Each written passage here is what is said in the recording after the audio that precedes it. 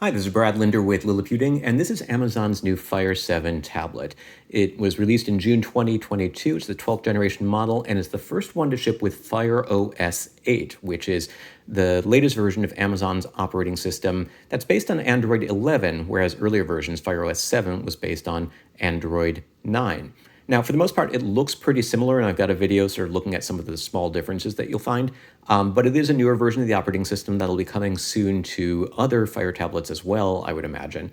And so I wanted to know if it's possible to install the Google Play Store on it. Now, the reason you might want to do that is this is really designed to access Amazon's apps and services.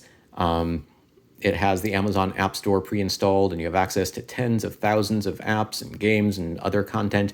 You can access your Kindle, your Prime Video, books, music, movies, all sorts of things. But there are millions of applications available in the Google Play Store, many of which are not available here. And if you have an Android phone, you might have already purchased some of those, and you want to be able to use them on your tablet as well as your phone. So fortunately, it's relatively easy to install Google Play, just as it has been on other tablets from Amazon previously, even though this is running a new version of the operating system. So I'm going to show you how to do that. First thing you need to do is open the settings. So I can do that from Quick Settings by swiping down and clicking the little gear icon, or just hit the little settings icon from the home screen. And from here, we want to look for the security and privacy, apps from unknown sources, and then Silk browser. And you want to make sure that's toggled to the on position, which it already is here, but I'll just do it again. And now we're all set. And what that allows you to do is download an Android installer from the Silk web browser, the default web browser, and then install that application. So now I'm going to open Silk, and I'm going to type in apkmirror.com. And that's because it's one of the more reliable sources for finding apps that you can install from the internet that didn't come from the Google Play Store. There are other places that you can do this as well. I find this one's relatively reliable. It was created by the founders of the Android Police website. If you don't want to install Google Play and just want to install other applications, there are other ways to do that. You can go to, for instance, fdroid.com.org. Fdroid will allow you to install just open source applications. And so you can even install the F-Droid installer. If all you want is to run open source software, that's another option.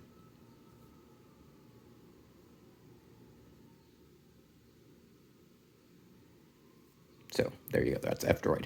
But from Apkmirror, what we're going to do is download and install 4 files in sequence. I'm going to skip ahead in a moment because I've already downloaded the files, but I'll show you how this works. The files that you need are the Google Account Manager, Google Services Framework, Google Play Services, and the Google Play Store. So I'm going to start with the first one, Google Account Manager, just to show you how this works. So I just enter that into the search box. And in this case, what I want is the latest version of Account Manager. So that's the one here on top, 7.1.2. And the reason I'm just telling you the latest version is because sometimes these things can change. And so rather than give you a direct link, I want you to get the latest version that works. So from this page, we're going to scroll down, and then you see that this is the version that runs on Android 6 and later. It doesn't matter what screen pitch you have. It doesn't matter if you have an ARM or an Intel processor. So we're going to click download, get rid of that ad. And then on the following page, there's a download APK button. And it should start the download. I've already downloaded it, but from here I could click download again. So again, the files that you want are Google Account Manager, the latest version, and I'm going to put a list of these in the description to the video, Google Services Framework, and in this case, what you want is, even though we're running Android 11, you're going to want the Android 10 version, and that's because I found that the Google Services Framework for version 11 just won't install. Version 10 does install. But yeah, so Google Services Framework, Google Play Services, and in that case, you want a version that's going to work with Android 11 or later, and ARM64 architecture, and then the Google Play Store. So in this case, as I mentioned, I've already downloaded these apps. I've already tested this, but I'm going to go through it one more time just to show you. I've uninstalled everything, and we're going to reinstall everything. So from here, we're going to start with the Google Account Manager. So I tap it and hit continue. It says Google Account Manager, and we're going to install. Done. Next, we've got Google Services Framework. Continue, install, done. Next, Google Play Services. And instead of coming to the file manager, you can do this as you download them. So from the web browser, you'll get a little notification at the top of the screen every time something downloads. You can just pull down from the top of the screen, click the notification, start the installer, wait for it to complete, and then download the next one if you like. Or you can do what I did, download them all in order and then install them in order.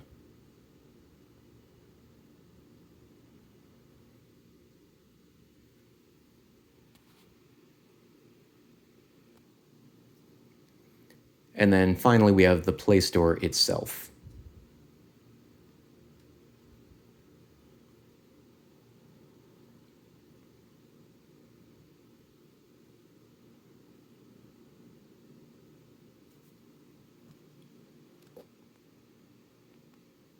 All right, and then when that's done, you could just open it. I find that it's often best practice to reboot your tablet before you do that. So I'm going to do that and pause this for a second. I'll be right back. Just press and hold the power button, hit restart, and I will see you in a second. All right, we've rebooted. Let's unlock the tablet. And now you see we've got the Play Store listed right here. Now, if you did something wrong, sometimes the Play Store will show up and clicking on it does nothing. But if you click on it and it takes a moment to think for the first time that you're loading it, then you probably did something right. And in a moment, it's going to ask me to log in with my Google account.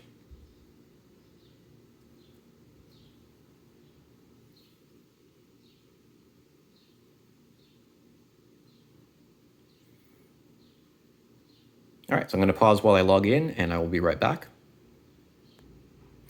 And here we go. We now have access to the Google Play Store. So all the apps that I have in my account, including paid and free apps, are now available to install.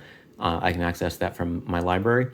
Now, one thing that's a little bit tricky here is I haven't installed any of those apps, but it does say that the Amazon Kindle, Freevee, and Alexa applications are all pre-installed.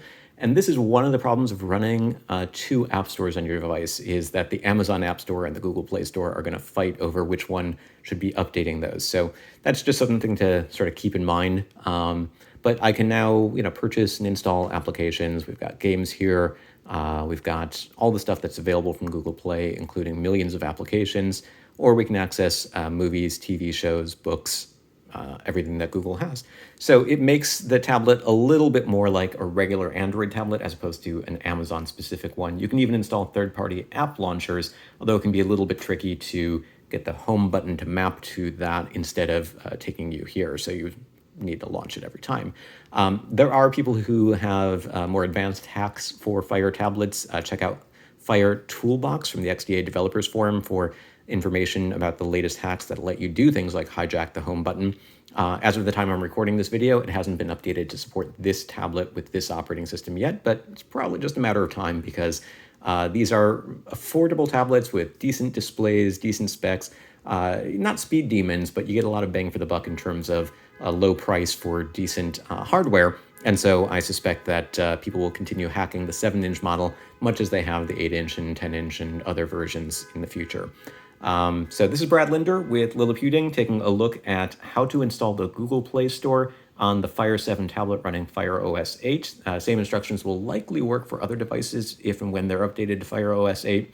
And you can find links to or a description of the files that you need in the description of this video, and links to liliputing.com where you can find more information about this and other tablets and small computing devices.